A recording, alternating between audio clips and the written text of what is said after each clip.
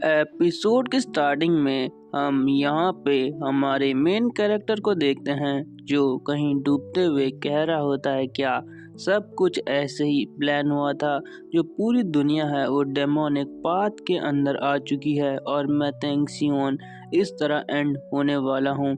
जो एक टाइम पे जो डेमोनिक पाथ के लिए वेपन बनाया करता था आज वो इस हाल में है कि वो अपनी जो मौत है उसके बहुत करीब है। आगे हमारा सीन यहाँ पे शिफ्ट होता है।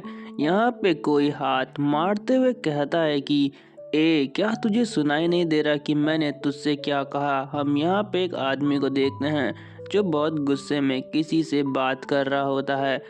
जिस आदमी से वो ये सब बोल रहा होता है वो कहता है कि आखिर यहाँ इतना शोर क्यों है और मैं किस जगह पे हूँ, मुझे अभी कुछ समझ में नहीं आ रहा और मेरा सिर भी बहुत दुख रहा है। और ये और कोई नहीं हमारा मेन कैरेक्टर होता है जो कहता है कि मुझे लगा मैं मर चुका हूँ, मुझे तो ब्लड डीमन ने मार दिया था। लेकिन जो आगे से वो आदमी है वो कहता है तूने अभी तक मेरी बात नहीं सुनी। और हम देखते हैं कि वो हमारे मेन कैरेक्टर के पास जाके कहता है कि ऐसा कुत्ता जो बात नहीं सुनता वो पिटना डिजर्व करता है। और ऐसे ही वो हमारे मेन कैरेक्टर को यहाँ पे थप्पड़ मार देता है। हमारा मेन कैरेक्टर अभी बहुत कुछ सोच रहा होता है। फिर हमारे मेन कैरेक्टर की नज़र उस लड़के पे पड़ती है। मेन कैरेक्टर कहता है जू पिंग आखिर ये यहाँ क्या कर रहा है, और अगर ऐसा है तो वहाँ पे जो लड़की है वो शायद वही है। और हम वहाँ पे देखते हैं कि साइड में जो एक लड़की है वो रो रही होती है और उसके कपड़े भी यहाँ पे फटे होते हैं। वो एमसी को देख के कहती है यंग मास्टर। और जैसे ही वो ये सब कहती है हमारा एमसी यहाँ पे बहुत शॉक होता है, उसको अपनी पास्ट लाइफ की कुछ यादें आने लग जाती हैं। तभी हमारा मेन कैरेक्टर कहता है कि मुझे सब कुछ याद आ चुका है। आज से 16 साल पहले जो ली हॉसिंग है वो मुरीम सेक्ट लीडर का डिसिपल बन गया था और उसी दिन जो सियोल है उसका रेप हुआ था और मैं उसको प्रोटेक्ट भी नहीं कर पाया था। और मैं इस चीज़ का हमेशा रिग्रेट करता हूँ और यही वो दिन है जिस दिन ये सब हुआ था। एमसी यहाँ पे कहता है कि क्या ये मेरा सपना है। अगर ये मेरा सपना है तब भी मैं सियोल को यहाँ पे प्रोटेक्ट ज़रूर करूँगा। और हम देखते हैं कि हमारा एमसी सियोल के पास जाके कहता है कि सियोल तुम ठीक हो, तुम्हें चिंता करने की कोई ज़रूरत नहीं है, मैं तुम्हें प्रोटेक्ट करूँगा। जब ये सब बात चल रही होती है तभी ली हॉसिंग पीछे से कहता है कि एक कमी ने तेरे को मेरे को इग्नोर करने की हिम्मत कैसे हुई। और इसी चीज़ के साथ वो हमारे मेन कैरेक्टर पे अटैक कर देता है। लेकिन हमारा मेन कैरेक्टर है जो वो उसका हाथ पकड़ देता है और कहता है कि मैं तुझे लास्ट मौका दे रहा हूँ, अगर तू इंसान है तो चुपचाप यहाँ पे माफ़ी मांग ले, मैं तुझे यहाँ पे से ज़िंदा जाने दूंगा। तभी जो ली हॉसिंग है वो अपना हाथ छुड़ाते हुए कहता है कि क्या तू पागल हो चुका है। इसी लड़की ने पहले मुझे सिड्यूस करने की कोशिश करी थी, अगर तू मनना नहीं चाहता तो इस मैटर से दूर रहे। तो यहाँ पे हमारा मेन कैरेक्टर कहता है कि तू झूठ बोलने में बहुत एक्सपर्ट है, तू इसको पसंद करता है लेकिन जब से इसने तुझे रिजेक्ट करा है तो तू यहाँ पे बौखला चुका है। लेकिन जब ली हॉसिंग ये सुनता है वो कहता है कि आज मैं तुझे छोड़ूंगा नहीं, आज मैं तेरा जो मुंह है उसे जिंदगी भर के लिए यहाँ पे बंद कर दूंगा। और तभी मेन कैरेक्टर यहाँ पे कहता है कि आखिर तुझ जैसे कमीने को यहाँ पे कौन पसंद कर सकता है। लेकिन जब ली हॉसिंग ये सुनता है वो अपनी स्वॉर्ड निकाल कर जो हमारा एमसी है वो उस पे चार्ज कर देता है। एमसी अब भी यही बोल रहा होता है कि जो तेरा फेस है वो तो भद्दा है लेकिन तेरी पर्सनैलिटी उससे भी ज़्यादा बेकार है। लेकिन ली हॉस्टिंग यहाँ पे अलग ही जुनून में कहता है कि जब मैं तुझे यहाँ पे मार दूंगा तब मैं देखता हूँ कि तू ये बड़ी बड़ी बातें कैसे करता है। लेकिन हम देखते हैं कि हमारा जो एमसी है वो ली हॉस्टिंग के अटैक को यहाँ पे डॉज कर देता है। ली हॉजिंग यहाँ पे कहता है कि तेरी हिम्मत कैसे हुई, आखिर इसने डॉज कैसे कर लिया। लेकिन तब हमारा मेन कैरेक्टर सोचता है कि आखिर मैं इस पे अटैक कैसे करूं। तभी हमारा मेन कैरेक्टर बहुत तेजी से जाके जो ली हॉजिंग है उसके अटैक को आराम से डॉज कर देता है। मेन कैरेक्टर यहाँ पे सोच रहा होता है कि अगर मैं पिछली लाइफ में होता तो मैं इस अटैक को बिल्कुल डॉज नहीं कर पाता और यहाँ पे बुरी तरह से पिट जाता।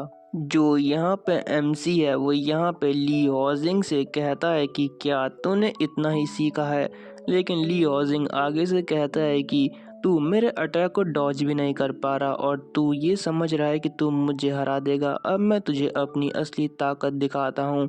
और वो अपनी स्वॉर्ड लेके जो एमसी है उसके ऊपर चार्ज कर देता है और कहता है कि ये मेरा सबसे खतरनाक अटैक है, तू इसको डॉज नहीं कर सकता। लेकिन हम तभी देखते हैं कि जो ली हॉजिंग है वो बहुत ज़्यादा यहाँ पे चौंक जाता है, क्योंकि जो एमसी है उसने उसके अटैक को यहाँ पे डॉज कर लिया होता है। वो कहता है कि आखिर ये पॉसिबल कैसे है। हम देखते हैं कि एमसी ने दो डैगर की मदद से उसकी शॉट को यहाँ पे ब्लॉक कर दिया होता है। और फिर जो एमसी है वो उन्हीं डैगर की मदद से जो ली हॉजिंग है उसका बैलेंस बिगाड़ देता है और उसके पेट पे एक बहुत तेज किक मारता है, जिसकी वजह से जो ली हॉजिंग है वो बहुत दूर जाके वहाँ पे गिरता है। लेकिन फिर भी वो किसी तरह वहाँ पे अपना बैलेंस बना देता है। यहाँ पे ली हॉजिंग थोड़ा शॉक में होता है और हमारे एमसी को घूर रहा होता है। उसको हमारा एमसी बिल्कुल एक शैतान जैसा लग रहा होता है। ली हॉजिंग यहाँ पे कहता है कि ये कमीना मुझे पहले से बहुत ज़्यादा डिफरेंट लग रहा है। लेकिन तभी एमसी वहाँ पे कहता है कि 1 पॉइंट किल टेक्निक, और इसी के साथ वो ली हॉजिंग के ऊपर अपनी स्वॉर्ड से अटैक कर देता है। और ऐसे करते हुए एमसी भाई क्या गजब का लग रहा है। और यहाँ पे एमसी के हाथ में उसका डैगर भी होता है। ली हॉजिंग जब ये देखता है तो उसकी यहाँ पे हालत ख़राब हो जाती है। लेकिन हम देखते हैं कि एमसी बहुत तेज़ी से अपनी तलवार को उसके हाथ के आर पार कर देता है और जो ली हॉजिंग का हाथ है वो आसमान में उड़ रहा होता है और यहाँ पे वो नीचे करा रहा होता है। ली हॉजिंग कहता है आखिर अभी मेरे साथ हुआ क्या। यहाँ पर जो एमसी है वो पीछे से कहता है कि तूने फिर से कमजोरी की तरह व्यवहार करना स्टार्ट कर दिया। अभी तो जस्ट मैंने शुरुआत की है, तू अभी से डरना शुरू हो गया। आखिर तू कैसा वॉरियर है मुरिम अलायंस का। तभी जो ली हॉजिंग है वो कहता है कि मैं टैंग क्लैन के एक कमज़ोर आदमी से यहाँ पे हार चुका हूँ। आखिर ये कौन सी टेक्निक का यूज़ कर रहा है। वो यहाँ पे हमारे एमसी से डायरेक्ट ये बोल देता है। एमसी को यहाँ पे पिछले जो लाइफ है उसकी यादें आना स्टार्ट हो जाती है और वो बहुत गुस्सा हो जाता है। वो कहता है अच्छा मैं राक्षस हूँ तो चल अब तेरा क्या हाल करता हूँ, मैं तुझे बताता हूँ। ली हॉजिंग यहाँ पे कहता है प्लीज़ मेरे पास मत आ। तो यहाँ पे एमसी कहता है मैं कोई हीरो नहीं हूँ तो मैं तुझे छोड़ने भी बिल्कुल नहीं वाला, और इसलिए आज मैं तेरा काम यहाँ पे तमाम करने वाला हूँ। ली हॉजिंग की ये सुन के बिल्कुल फट के छप्पन हो जाती है भाई, छप्पन। और एमसी यहाँ पे कूल अंदाज में कहता है कि जो मेरी स्वॉर्ड है अब वो जो तेरा सीना है उसे चीरने के लिए बिल्कुल तैयार है, इसलिए ली हॉजिंग तू मरने के लिए यहाँ पे तैयार हो जा। ली हॉजिंग के चेले यहाँ पे सोच रहे होते हैं कि आखिर ली हॉजिंग इस जैसे कचड़े से कैसे हार गया। हमें लगा कि वो आराम से जीत जाएगा। फिर वो हमारे एमसी को कहते हैं कि तुम्हें सोच लेना चाहिए एक बार कि ये मुरिम अलायंस का जो लीडर है उसका डिसिपल है, तो तुम्हें सोच समझकर इस पे अटैक करना चाहिए।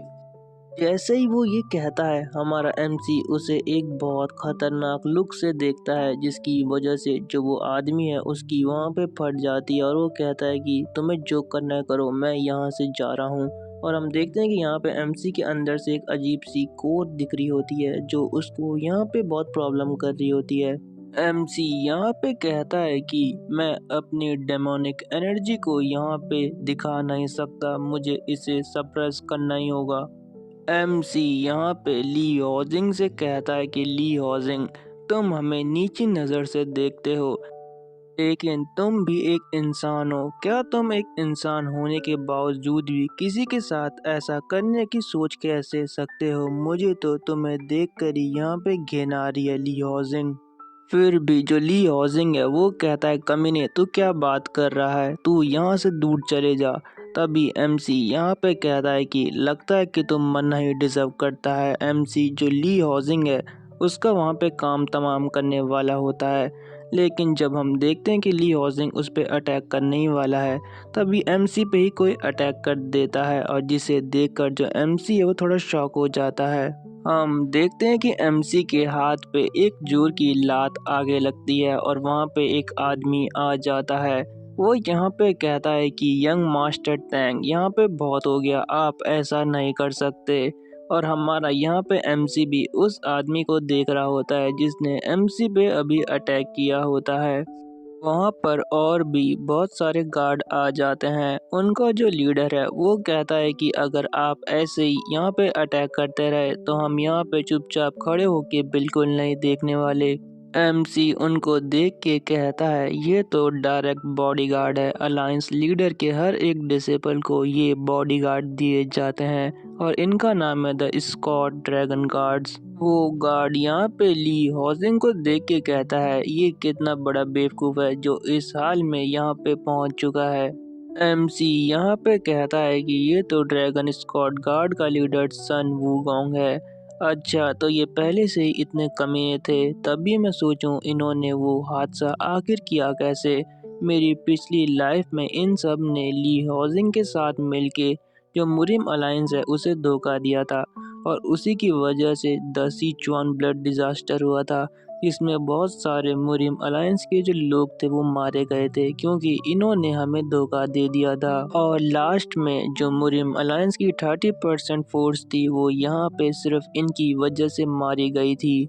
आज चाहे कुछ भी हो जाए मैं इन गद्दारों को यहाँ से जिंदा नहीं जाने दूंगा। मुझे आज इनको यहीं पे ख़त्म करना होगा ताकि आगे जाके कुछ प्रॉब्लम क्रिएट ना कर सके। एमसी यहाँ पे सन वुगोंग से कहता है कि आखिर तुम यहाँ पे क्यों आए हो, क्योंकि जहाँ तक मुझे पता है कि अभी जो ली हाउसिंग है वो पूरी तरह से मुरिम अलायंस लीडर का डिसिपल नहीं बना है, तो आखिर तुम अपनी टांग यहाँ पे क्यों घुसा रहे हो। सन वूगोंग जब ये सुनता है तो वो थोड़ा शॉक हो जाता है। वो कहता है कि आखिर इस कमीने को ये सब चीज के बारे में कैसे पता है। एमसी यहाँ पे कहता है कि अभी तक तुम सब शांत थे जबकि यहाँ पे एक लड़की को हरेस किया जा रहा था, लेकिन जब मैंने उस विलन को यहाँ पे सजा दी तो तुम मुझे यहाँ पे रोक रहे हो। आखिर तुम कैसे जस्टिस करोगे इस दुनिया के साथ। सन वूगोंग यहाँ पे कहता है कि अबे चुप बे, आखिर कोई जस्टिस ऐसे करता है जैसे तू कर रहा है। मुरिम अलायंस के यहाँ पे अलग नियम चलते हैं। तभी यहाँ पे जो एमसी है वो कहता है अच्छा, तो तेरा कहने का ये मतलब है कि जो मुरिम अलायंस है उसके अपने ही नियम है। लगता है कि मुरिम अलायंस कुछ ज़्यादा ही फेयर और इम्पार्शियल है। क्यों बास्टर्ड, समझा तो मेरी बात मैं क्या बोलना चाह रहा हूँ। यहाँ पे तब सन वूगोंग कहता है कि आखिर तेरी मुरिम अलायंस को इंसल्ट करने की हिम्मत कैसे हुई, आज मैं तुझे यहाँ पे ख़त्म कर दूंगा। अगर तू मेरे सामने घुटने टेक के यहाँ पे भीख मांगे तो मैं तुझे छोड़ने के बारे में सोच सकता हूँ। लेकिन एमसी आगे से कहता है कि अरे तू गार्ड लीडर होने के बाद भी कितनी बकबक करता है, क्या तू इस पोजीशन तक सिर्फ अपनी जो बकबक है उससे ही पहुंचा है और तुझे कुछ आता नहीं है क्या। ये बात सुनकर जो सन वूगोंग है वो बहुत गुस्से में आ जाता है और कहता है कि एरोगेंट बास्टर्ड, आज तू बचने नहीं वाला। और इसी के साथ वो अपने आदमियों को जो एमसी है उस पे अटैक करने के लिए भेज देता है। यहाँ पर जो 3 मार्शल आर्टिस्ट है वो एमसी पे अटैक कर देते हैं। एमसी कहता है कि ये 3 फर्स्ट लेवल के मार्शल आर्टिस्ट है और इसी के साथ यहाँ पे जो फाइट है वो स्टार्ट हो जाती है। एमसी उन सब के अटैक को ब्लॉक करते हुए उन पे काउंटर अटैक करना स्टार्ट कर देता है, लेकिन हम देखते हैं कि पीछे से भी उस पे अटैक हो रहा होता है। एमसी पीछे से जो अटैक है उसको आते हुए देख लेता है और बड़ी मुश्किल से उस अटैक को यहाँ पे डॉज करता है, लेकिन फिर से एमसी पे पीछे से 2 मार्शल आर्टिस्ट यहाँ पे अटैक कर देते हैं। एमसी कहता है कि ये तो थोड़े बहुत एक्सपर्ट लग रहे हैं और हम देखते हैं कि यहाँ पे एमसी भी उनके अटैक को डॉज करते हुए उन दोनों को यहाँ पे अच्छी टक्कर दे रहा होता है। एमसी यहाँ पे कहता है कि मैंने पॉइंट किल टेक्निक का यूज़ करा है जिसकी वजह से जो मेरी पावर है वो यहाँ पे थोड़ी बहुत वीक हो चुकी है और हम देखते हैं कि यहाँ पे फिर से एमसी पे वो तीनों अटैक कर देते हैं। हम देखते हैं कि एमसी यहाँ पे उसके अटैक से जंप करके बच जाता है और जो अपनी स्वॉर्ड का हैंडल है वो उस डिसाइपल के कंधे पे मार देता है, जिससे कि वो डिसाइपल वहीं पे बेहोश हो जाता है और यहाँ पे अब उठ नहीं पाता। लेकिन तब हम देखते हैं कि एमसी एक और अटैक एक डिसाइपल पे कर देता है और वो डिसाइपल इस अटैक से एक दीवार में जाके टकराता है। और जो तीसरा वाला होता है वो तो अभी कह ही रहा होता है कि आखिर हमारे साथ हो क्या रहा है। तभी एमसी उस पे भी अटैक कर देता है। यहाँ पे एमसी अपने चाकू को हवा में उछाल देता है। वो जो डिसाइपल है वो कहता है, बास्टर्ड आखिर तू क्या करने की कोशिश कर रहा है। लेकिन हम देखते हैं कि एमसी आसमान में जाकर जो उस मार्शल आर्टिस्ट है या डिसाइपल है उस पे फिर से अटैक कर देता है और कहता है कि लगता है कि तुम्हारी ट्रेनिंग में थोड़ी बहुत कमी रह चुकी है, उसे मैं पूरा कर दूंगा। वो डिसाइपल कहता है कि अरे ये तो बिल्कुल एक मॉन्स्टर है। लेकिन तभी यहाँ पे सन वुगोंग आके कहता है कि अरे बास्टर्ड तेरी बहुत हो गया, अब मैं तुझे यहाँ पे दिखाता हूँ कि आखिर तेरी औकात क्या है। और यहाँ पे वो एमसी के पेट में बहुत जोर की लात मारता है, जिसकी वजह से जो हमारा मेन कैरेक्टर है वो दीवार पे जाके टकराता है और उसके मुंह से यहाँ पे ब्लड भी निकल रहा होता है। एमसी सोचता है कि इसने अचानक से मेरे पे अटैक कर दिया, मैं बिल्कुल यहाँ पे प्रिपेयर नहीं था। सन वूगोंग यहाँ पे आगे से कहता है कि तुझे अपनी औकात यहाँ पे पता होनी चाहिए कि तू यहाँ पे किसी काम का नहीं है। क्या तू मेरी बात समझ रहा है यहाँ पे? और तेरे को इससे बहुत सारी प्रॉब्लम होने वाली है, समझ गए टैंग क्लैंग के वारिस? एमसी फिर यहाँ पे कहता है कि तूने फिर से अपनी बकबक स्टार्ट कर दी। एमसी फिर यहाँ पे मन में कहता है कि लगता है कि मुझे अपनी जो पावर है उनको एक्टिव करना ही होगा। मुझे जो अपना अपर कोर है उसे एक्टिव करना होगा, चाहे इसके लिए मुझे कुछ भी क्यों ना करना पड़े। सन वुगोंग भी इस पावर को नोटिस करते हुए पीछे हट जाता है और कहता है कि तू यहाँ पे किसी भी ट्रिक का यूज कर ले, आज तेरे यहाँ पे खात्मा होने ही वाला है। एमसी यहाँ पे कहता है कि फिर से तूने अपनी बकवास शुरू कर दी, तुझे अपनी बकवास यहाँ पे बंद करके मुझसे फाइट करनी चाहिए। और इसी के साथ वो दोनों यहाँ पे अपनी अपनी पावर को एक्टिव कर देते हैं। सन वुगोंग यहाँ पे कहता है कि लगता है कि तू आज सच में मरना चाहता है, तो ले अब मेरे इस अटैक को संभाल। और यहाँ पे एमसी भी बहुत तगड़े तरीके से यहाँ पे खड़ा होता है। लेकिन तभी यहाँ पे एक अजीब सी चीज होती है, जो डैगर एमसी ने पिछली लाइफ में डिमोनिक कल्ट के लीडर को मारने के लिए बनाया था, वो अचानक उसके सामने आ जाता है। एमसी कहता है कि आखिर ये डैगर यहाँ क्या कर रहा है। और हम देखते हैं कि सन वुगोंग भी एमसी को मारने के लिए आगे बढ़ रहा होता है। एमसी फिर कहता है क्या ये मेरे साथ यहाँ तक आ चुका है। लेकिन तब हम फिर से सन वुगोंग को देखते हैं, जो कहता है कि अब तेरा खेल यहाँ पे खत्म। एमसी यहाँ पे कहता है चाहे कुछ भी हो, अब मेरे पास ये डैगर है तो मुझे इसका इस्तेमाल तो यहाँ पे करना ही होगा। और फिर हम देखते हैं कि जो एमसी है वो उस डैगर को अपने हाथ में लेके एक बहुत खतरनाक सा अटैक करना स्टार्ट कर देता है और कहता है कि मुझे एक स्ट्राइक में ये ख़त्म करना होगा। लेकिन तभी वहाँ पे फिर से एक और अजीब चीज़ होती है, एक गोल्डन लाइट वहाँ पे आसमान में आ जाती है, जिसकी वजह से जो वो दोनों हैं उन दोनों के अटैक वहाँ पे नलीफाई हो जाते हैं और यहाँ पे उन सब की बॉडी भी काम नहीं कर रही होती है। तभी हम देखते हैं कि वहाँ पे अचानक से कोई आ जाता है जो बिल्कुल पावरफुल लग रहा होता है। और वो आदमी जैसे ही वहाँ पे आता है वो सन वुकोंग को इग्नोर करते हुए जो हमारा एमसी है उसकी साइड जाना स्टार्ट कर देता है। और हम देखते हैं कि यहाँ पे वो आदमी जो अपना हाथ है वो एमसी के कंधे पे रखते हुए कहता है कि तुम्हें इस पावर का यूज़ इतने आराम से किसी के ऊपर नहीं करना चाहिए बच्चे। और यहाँ पर एमसी भी उस आदमी को देख रहा होता है, इसका जो प्रेशर है वो बहुत खतरनाक होता है। और यहाँ पे वो आदमी और कोई नहीं जो मुरिम अलायंस का लीडर है वो होता है। एमसी उस बुड्ढे को देख के सोचता है कि जो जियांग जो है उसमें अभी इससे ज़्यादा स्ट्रांग और कोई नहीं है। और जो सारे यहाँ पे अभी एमसी पे अटैक कर रहे होते हैं वो कहते हैं कि सेक्ट लीडर हम आपको अपनी रिस्पेक्ट शो करते हैं। यहाँ पर फिर उस बुड्ढे की पूरी शक्ल दिखाई जाती है जिसका नाम होता है सॉर्ड एम्परर यो जिनहक। और इसी सीन के साथ ये जो एपिसोड है वो यहाँ पे एंड हो जाता है। Thanks for watching and stay tuned with our channel. Bye. Episode की स्टार्टिंग में हम यहाँ पर हमारे एमसी को मुरिम अलायंस के लीडर के सामने देखते हैं।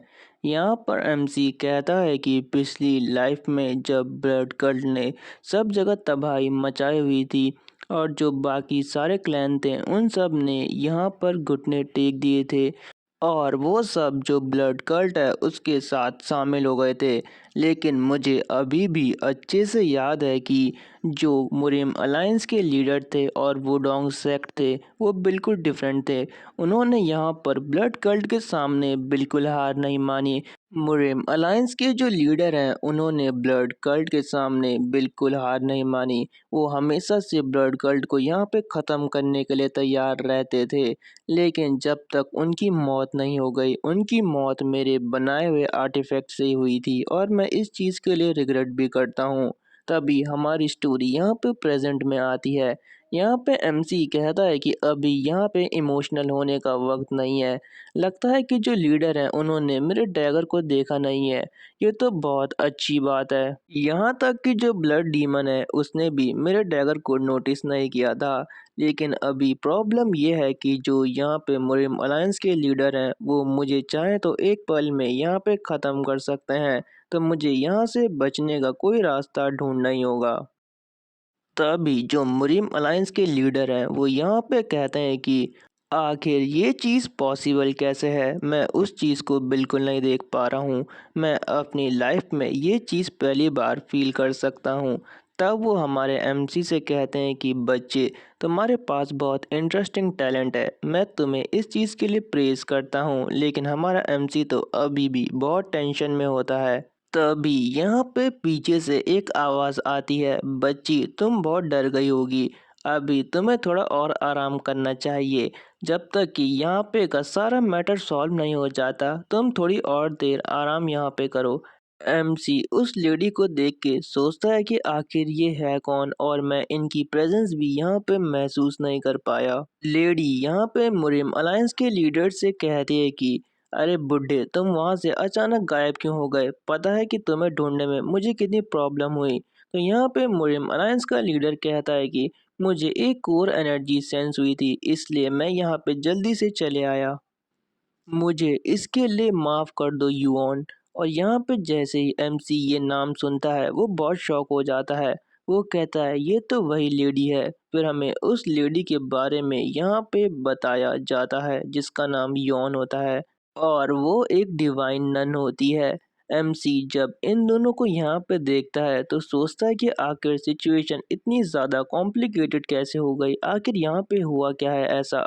तभी हमें 15 मिनट पहले का सीन दिखाया जाता है जहाँ पे जो मुरिम अलायंस के लीडर और यौन है वो साथ में बैठ के यहाँ पे टी पी रहे होते हैं। यहाँ पर जो यौन है वो मुरिम अलायंस के लीडर से कहती हैं कि वो लोग कभी चेंज नहीं होने वाले। जो मुरिम अलायंस है उसमें अब भी बहुत सारे लोग हैं जो अपने सही रास्ते को यहाँ पे भटक चुके हैं। यहाँ पे मुरिम अलायंस लीडर मन में सोचते हैं कि मैं इसीलिए यहाँ पे मुरिम अलायंस का लीडर बना था, लेकिन अभी तक मैं कुछ भी चेंज नहीं कर पाया।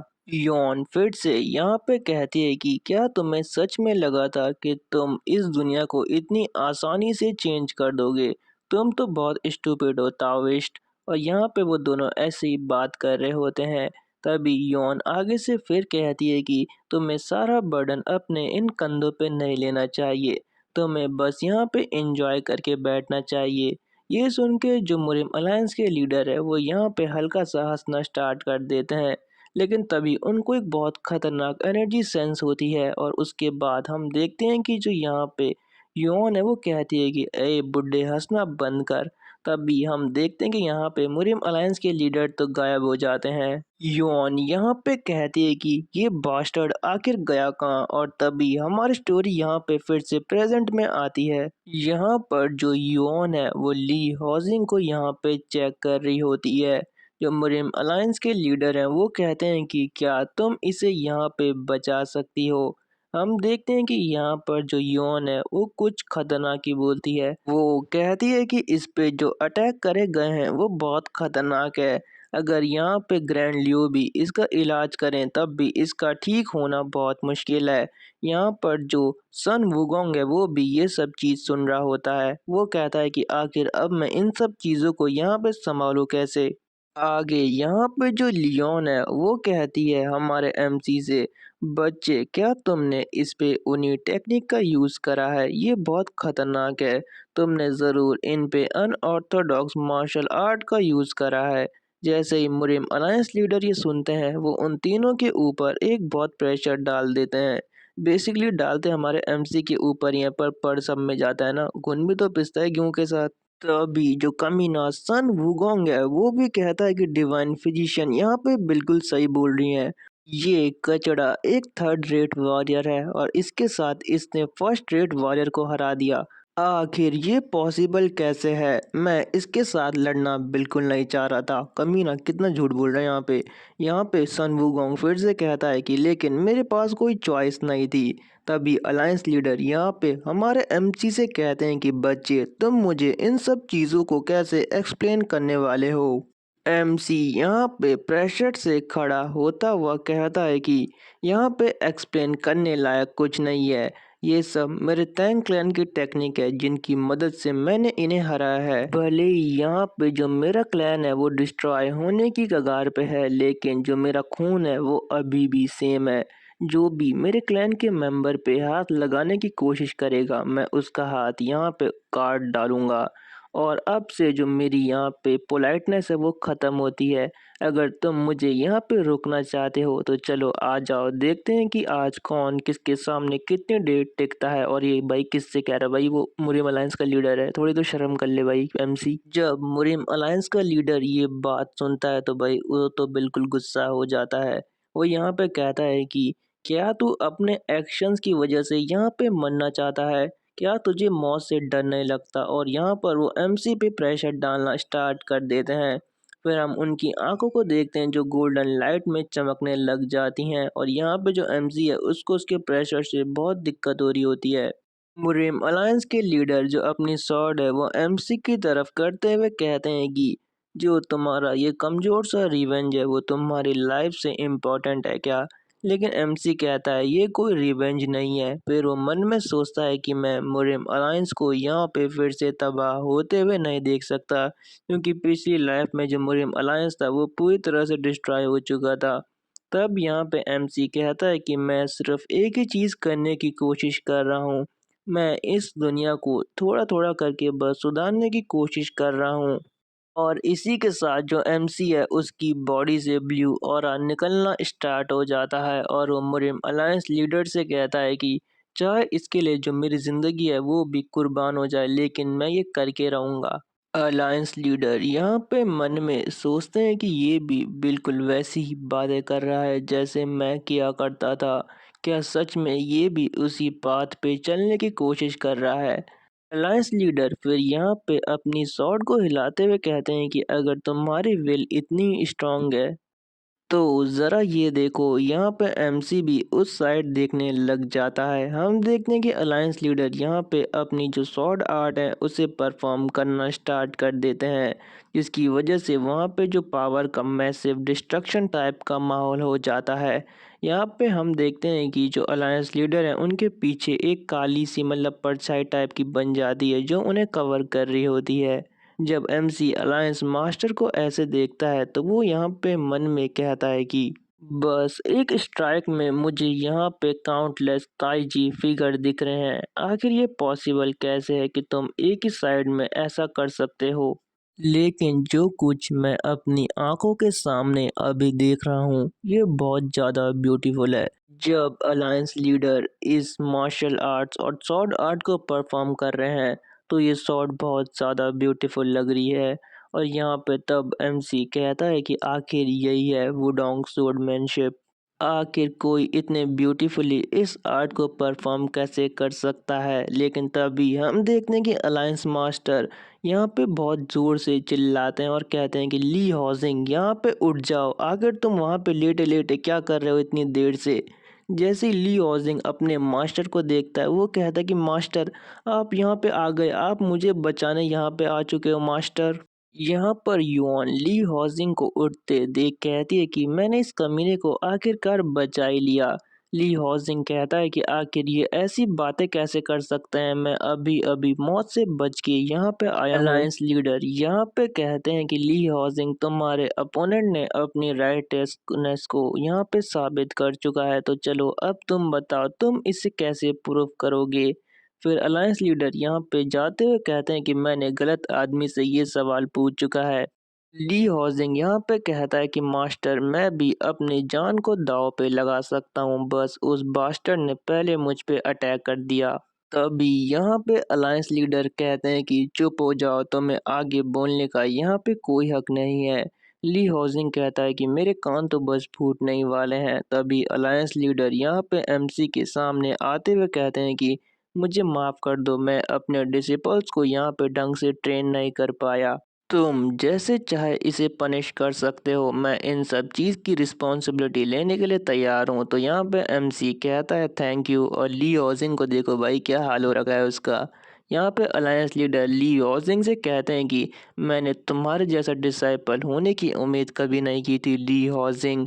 और यहाँ पे फिर हम देखते हैं कि हमारा जो एमसी है वो यहाँ पर ली हॉजिंग को पनिशमेंट देने के लिए आगे बढ़ जाता है, और भाई बहुत खतरनाक लग रहा है। लगता है कि एमसी आज इसका यहीं पे काम तमाम कर देगा। लेकिन इसी के साथ ये एपिसोड एंड हो जाता है। Thanks for watching and stay tuned with our channel. इसके एपिसोड हर 2 दिन में मैं अपलोड कर दूंगा, इसीलिए चैनल को सब्सक्राइब करना मत भूलिएगा। एपिसोड के स्टार्टिंग में यहाँ पे ली हॉजिंग एमसी से कह रहा होता है कि एक कमीने मुझसे दूर रहे, तुझे मेरे पास आने की कोई ज़रूरत नहीं है। एमसी यहाँ पे अपने हाथ में एनर्जी इकट्ठा करते हुए कहता है कि मैं तुझे आज ऐसी सज़ा देने वाला हूँ कि जो मौत है तुझे वो 100 गुना अच्छी लगेगी ऐसे जीने से। तो और हम देखते हैं कि एमसी जो ली हॉजिंग है उसके पेट पे बहुत तेज मुक्का मारता है। बेसिकली एमसी यहाँ पे जो ली हॉजिंग का एनर्जी कोर है उसे डिस्ट्रॉय यहाँ पे कर देता है। बेसिकली यहाँ पे जो एमसी है उसने ली हॉजिंग को बहुत बुरी तरह से यहाँ पे डिस्ट्रॉय कर चुका है, यहाँ तक कि अब वो अपनी कल्टीवेशन को भी यूज़ नहीं कर सकता। और हम देखते हैं कि ली हॉजिंग यहाँ पे बहुत तेज जाके दीवार से लग जाता है। एमसी कहता है कि तुझ जैसे कमीने को तो जीने का भी कोई हक नहीं है, लेकिन मैं तुझे यहाँ पे जीने से भी खतरनाक सजा यहाँ पे ऑलरेडी दे चुका हूँ। और जो अलायंस लीडर हैं वो भी ये सब देख रहे होते हैं। पीछे से अलायंस लीडर यहाँ पे कहते हैं कि तुम इन्हें भी कुछ पनिशमेंट दो, इन्होंने भी तुम्हें परेशान किया है। तो यहाँ पे एमसी सोचता है कि अगर अलायंस लीडर ने इनको धोखा देने के लिए नहीं कहा तो आखिर कौन था, मुझे यहाँ पे उसको ढूंढना ही होगा। तब तक के लिए इन तीनों को या इस स्क्वाड को यहाँ पे जिंदा रहना होगा। एमसी यहाँ पे अलायंस लीडर से कहता है कि आपने भी मेरी बदतमीजी को यहाँ पे माफ़ करा था, तो मैं भी आपको ये करके यहाँ पे रिपे करना चाहता हूँ। फिर जो एमसी है वो यहाँ पे अपने जो क्लैन की लड़की है उसे उठा के वहाँ से जाना स्टार्ट कर देता है। अलायंस लीडर यहाँ पे एमसी से कहते हैं कि अगर तुम्हारे पास थोड़ा टाइम हो तो मैं तुम्हारे क्लैन आके तुमसे मिलना चाहूँगा। एमसी कहता है कि अगर आप चाय पीने आएंगे तो मैं ज़रूर आपका वहाँ पे स्वागत करूँगा। आगे हमें बताया जाता है कि जो तैंग क्लैन है वो तैंग माउंटेन पे सिचुएटेड है। भले ही इस माउंटेन का नाम पहले कुछ और था, लेकिन बाद में सब इसे तैंग माउंटेन के नाम से जानने लगे। और इसी माउंटेन के बीच में हमारा सिचुआन तैंग क्लैन है, और यहीं हमारा मेन मैनर लोकेटेड है। लेकिन अब जो हमारा सेक्ट है उसकी जो रेपुटेशन है वो इतनी अच्छी नहीं है, क्योंकि हमारे क्लैन को टॉप 7 ग्रेट सेक्ट में से निकाल दिया गया है, और हमारी जो फोर्स है वो भी बिल्कुल आधी हो चुकी है। इसके बाद हमें जो टैंक क्लैन है उसके अंदर का सीन दिखाया जाता है। यहाँ पे एक लेडी और उसके पीछे उसका एक मास्टर या बॉडीगार्ड होता है, जो कहता है कि लेडी आप अपनी बात यहाँ पे शुरू कर सकती हैं। तो यहाँ पे वो लड़की कहती है कि सारी असैसिनेशन स्क्वाड यहाँ पे मेरी बात सुनो। और ये जो लड़की है वो हमारा जो एमसी है उसकी बड़ी बहन है, जिसका नाम है तैंग सीरेन। तैंग सीरेन यहाँ पे असैसिनेशन स्क्वाड से कहती है कि तुम्हें हमारे यंग क्लैन हेड को यहाँ पे वापस लाना होगा, इसलिए यहाँ से जल्दी से निकल जाओ। तभी हम देखते हैं कि वहाँ पर पीछे से हमारा एमसी आ जाता है। एमसी की सिस्टर भी यहाँ पर जो एमसी है उसे देख लेती है और कहती है कि तैंग सिहून आखिर तुम कहाँ से आ रहे हो। हम यहाँ पर देखते हैं कि जो तैंग सिहून है वो कहता है कि आखिरकार मैं यहाँ पहुँच ही गया, और उसकी पीठ पे हम उसी लड़की को भी देखते हैं जिसे हमारा एमसी बचा के यहाँ पे लाया है। ये इसी की क्लैन की कोई मेंबर होगी। आगे हमारा सीन जो है वो यहाँ पे शिफ्ट हो जाता है। हम देखते हैं कि जो हमारा एमसी है वो एक रूम के अंदर खड़ा होता है और जो शीशा है उसमें अपनी शक्ल देख रहा होता है।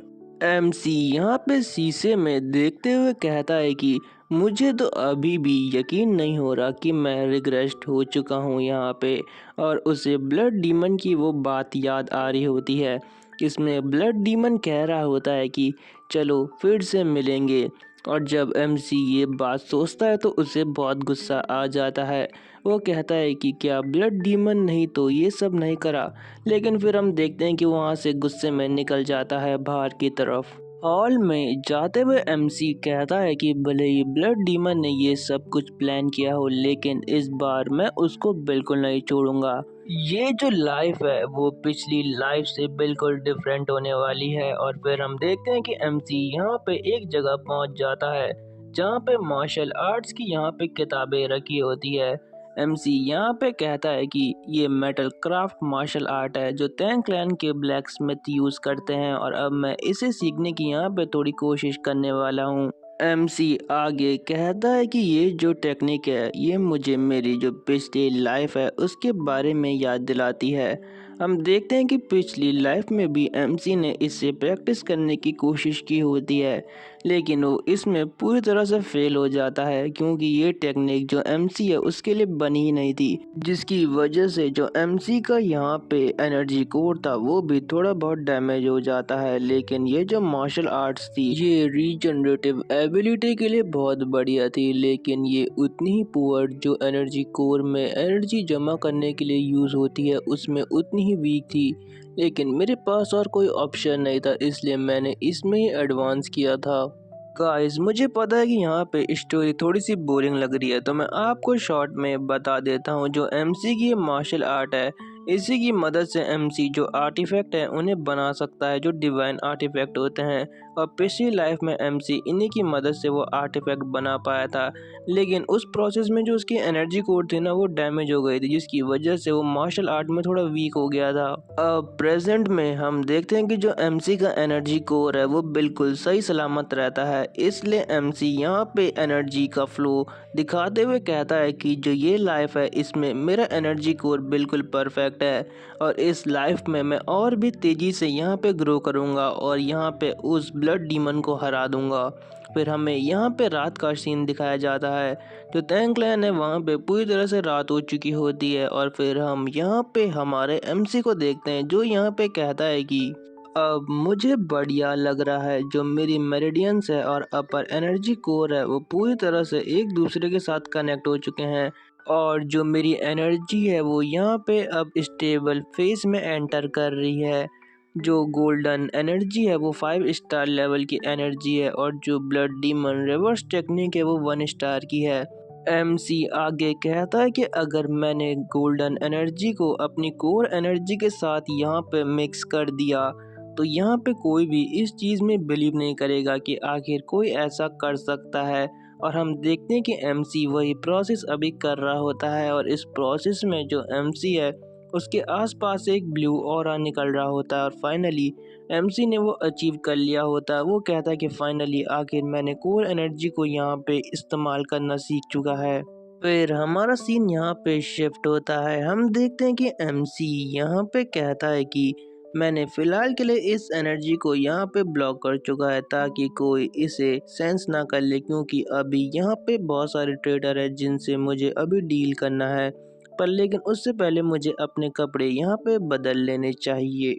एमसी जब यहाँ पे अपने कपड़े बदल देता है तो वो सोचता है कि आखिर वो डैगर मेरे साथ रिग्रेस आखिर कैसे हो गया। मुझे तो अभी तक ये बात बिल्कुल समझ में नहीं आई। तभी एमसी एक जगह देखने लग जाता है। हम देखते हैं कि एमसी के जो दरवाजा है उस पे एक बच्चा खड़ा होता है जो यहाँ पे फंबल करते हुए कहता है कि यंग क्लैन हेड, यहाँ पे जो क्लैन हेड है उन्होंने आपको चियोन हॉल में बुलाया है। ये बहुत अर्जेंट था इसलिए मैं नॉक करना यहाँ पे भूल गया।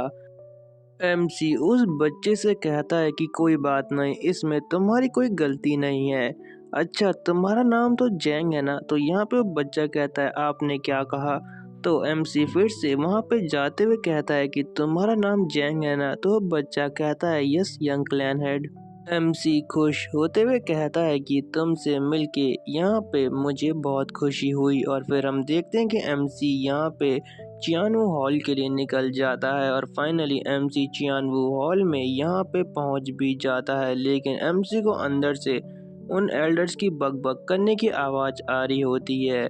और फिर इसी सीन के साथ जो एमसी है वो जो चियानू हॉल है उसमें एंटर कर जाता है, जिसमें उसके फादर जो क्लैन हेड है वो भी बैठे होते हैं। और आसपास हम बहुत सारे एल्डर्स को भी देखते हैं जो एमसी को यहाँ पे घूर रहे होते हैं। एमसी जब क्लैन हेड की तरफ जा रहा होता है तो हम देखते हैं कि उसे यहाँ पे बहुत गुस्सा आ रखा होता है। उसे याद आता है कि कैसे पिछली लाइफ में उसका क्लैन यहाँ पे डिस्ट्रॉय हो गया था और उसके फादर और जो लॉयल एल्डर थे वो भी यहाँ पे मारे गए थे।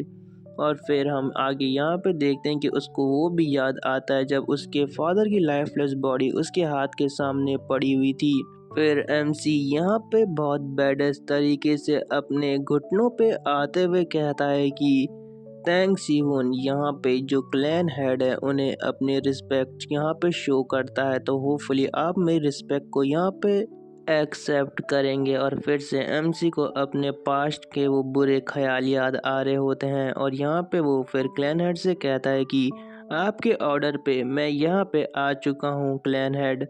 और फिर हम देखते हैं कि आगे से जो क्लैन हेड है वो कहते हैं कि चलो तुम वहाँ से खड़े हो सकते हो। और ये हमारे एमसी के फादर होते हैं जिनका नाम होता है तेंग म्यूवुल।